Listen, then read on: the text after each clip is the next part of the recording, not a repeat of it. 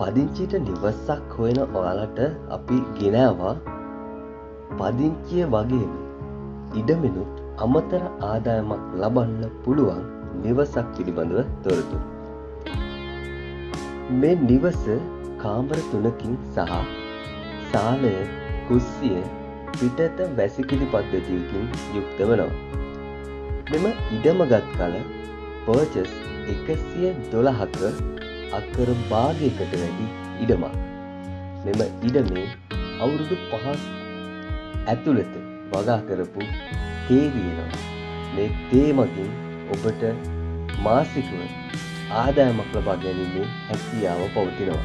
ඊට අමතරව කුරුඳු, පොල්, පුවක්, ගම්මිරිස්, කොස්ගස්, අඹ, දූරියන්, කෙසෙල් වගේ බෝගත් මෙම ඉඩමේ වගා කරලා තියෙනවා.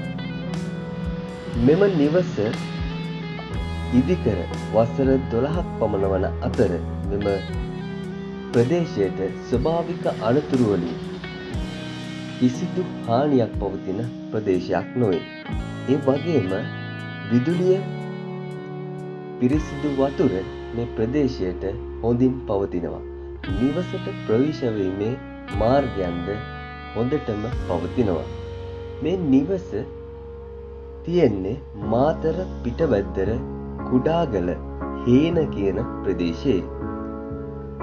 මෙම නිවසෙහි මිල පිළිබඳව සාකච්ඡා කිරීමේදී මෙම නිවසේ මිල රුපියල් ලක්ෂ 30ක් වන අතර එම මිල ගණන් පිළිබඳවද නැවත ඔබට සාකච්ඡා කර ගැනීමේ හැකියාව පවතිනවා.